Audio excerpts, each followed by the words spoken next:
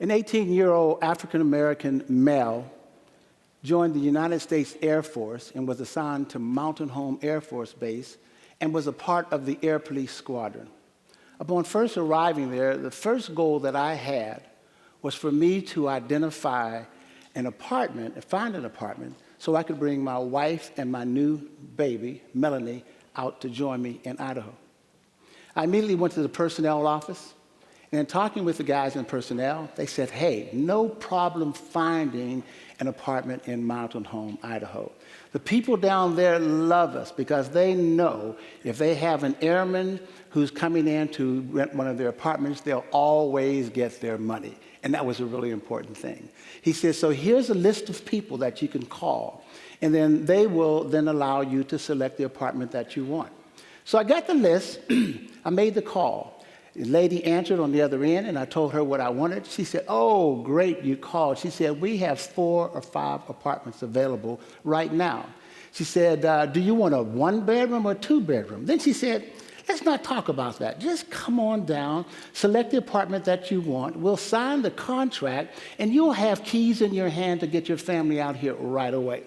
So I was excited, jumped in my car, went downtown, and knocked on the door. When I knocked on the door, the woman came to the door, and she looked at me, and she said, can I help you?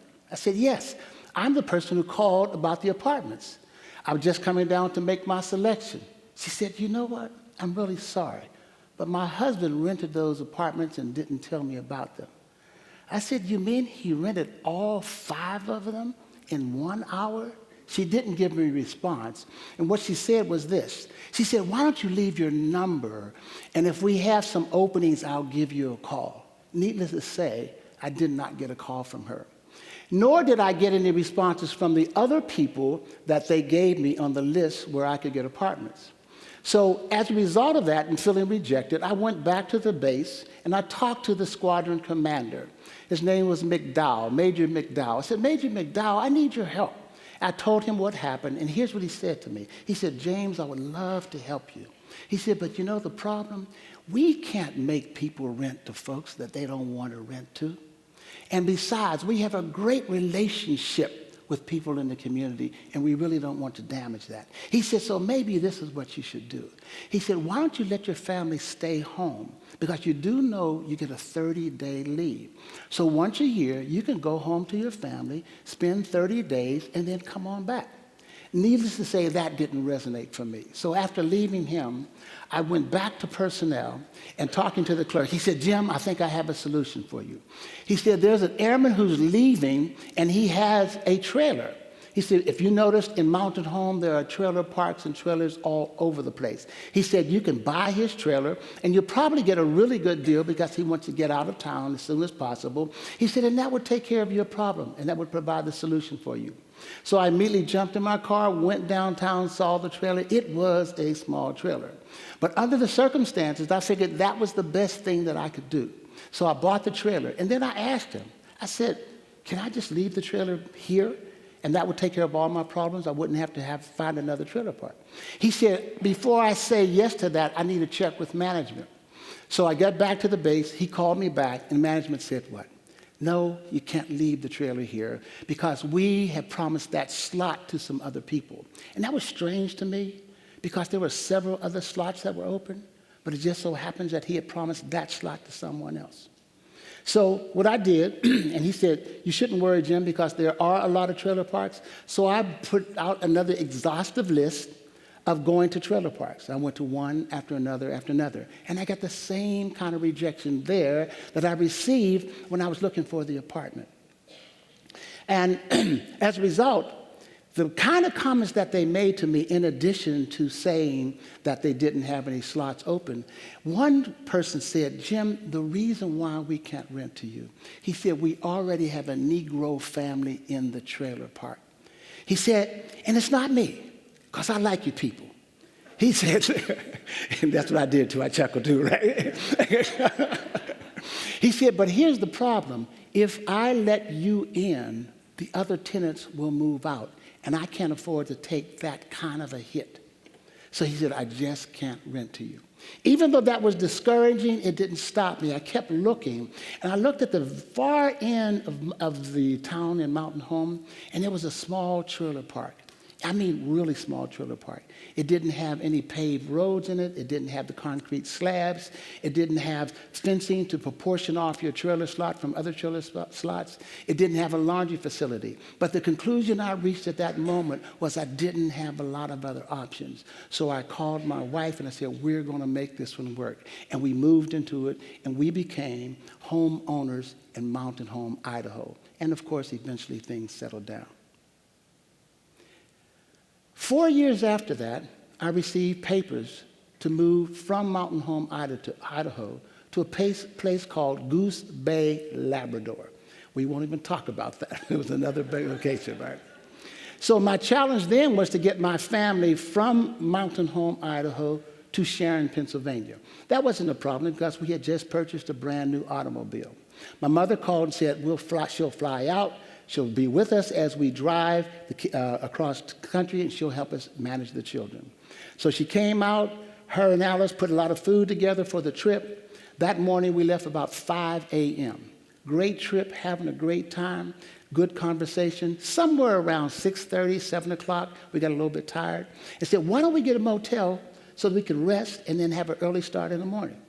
So we were looking at a number of the motels as we drove down the road. And we saw one. It was a great big bright flashing line that says vacancies, vacancies, vacancies. So we stopped in. They were in the parking lot. I went inside. When I walked inside, the lady was just finishing up one contract with some folks. Some other people were coming in behind me. And so I walked up to the counter, and she said, how can I help you? I said, I would like to get a motel for the evening for my family.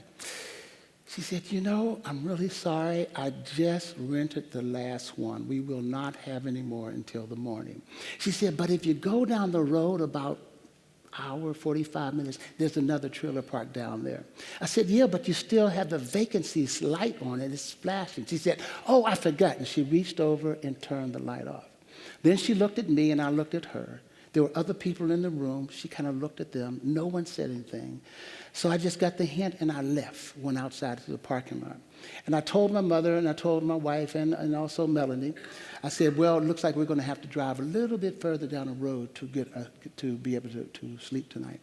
And we did drive down the road, but just before we took off and pulled out of the parking lot, guess what happened? The light came back on. And it said, vacancy, vacancy, vacancy. We were able to find a nice place. It wasn't our preference, but it was secure, and it was clean. And so we had a great sleep that night. The piece that's important about that is that we had similar kinds of experiences from Idaho all the way through to Pennsylvania, where we were rejected from hotels, motels, and restaurants. But we made it to Pennsylvania, got the family settled. Everyone was glad to see the kids. I jumped on a plane, shot off to Goose Bay, Labrador, which is another story, right? Now, here it is, 53 years later. I now have 9 grandchildren, 2 great-grandchildren. 5 of the grandchildren are boys. All of my grandchildren most of them, and the vast majority, are college age. I have masters, PhDs, undergrad, one in again, medical school. I have a couple that are trending, they're almost there, but not quite. I have one that has been in college now for 8 years. He doesn't have a degree yet, but he wants to be a comedian. So we're just trying to get him to stay in school, because you never know. Just because you're funny at home does not make you a comedian, right? But the thing about it, they're all good kids. No drugs, no babies in high school, no crime. So with that being the backdrop, I was sitting in my TV room watching TV, and they were talking about Ferguson and all the hullabaloo that was going on. And all of a sudden, one of the news commentators got on the air, and she said, in the last 3 months, 8 unarmed African-American males have been killed by police, white homeowners, or white citizens. And for some reason at that moment, it just all hit me. I said, what is it? It is so insane. What is the hatred that's causing people to do these kinds of things? Just then, one of my grandsons called. He said, Granddad, did you hear what they said on TV? I said, yes, I did. He said, I'm just so confused. He said, we do everything we do. But it seems that driving while black, walking while black, talking while black, it's just dangerous. What can we do?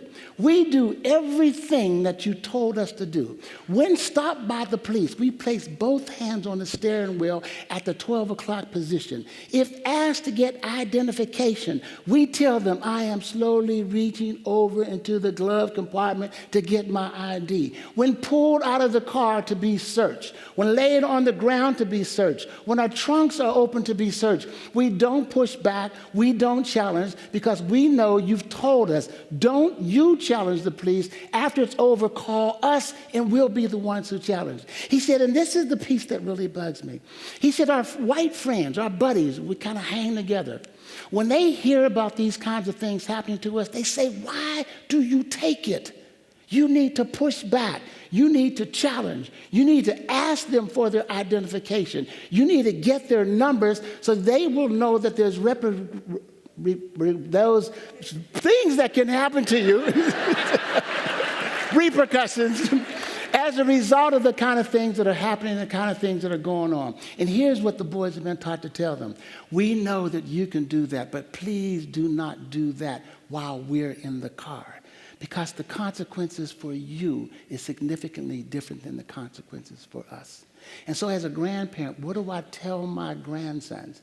How do I keep them safe? How do I keep them alive? As a result of this, people have come to me and say, Jim, are you angry? And my response to that is this: I don't have the luxury of being angry. I don't have the luxury of being angry. And I also know the consequences of being enraged. So therefore, the only thing that I can do is to take my collective intellect and my energy and my ideas and my experiences and dedicate myself to challenge at any point in time anything that looks like it might be racist. So the first thing I have to do is to educate. The second thing I have to do is to unveil racism. And the last thing I need to do is do everything within my power to eradicate racism in my lifetime by any means necessary. The second thing that I do is this. I want to appeal to Americans. I want to appeal to their humanity, to their dignity, to their civic pride and ownership, to be able to not react to these heinous crimes in an adversive manner, but instead to elevate your level of societal knowledge, your level of societal awareness and societal consciousness, to then collectively come together, all of us come together, to make sure that we speak out against and we challenge any kind of insanity that makes it okay to kill unarmed people, regardless to their ethnicity, regardless to their race, regardless to their diversity makeup. We have to challenge that. It doesn't make any sense. And the only way that I think we can do that is through a collective. We need to have black and white and Asian and Hispanic just to step forward and say, we are not going to accept that kind of behavior anymore. With that, I thank you.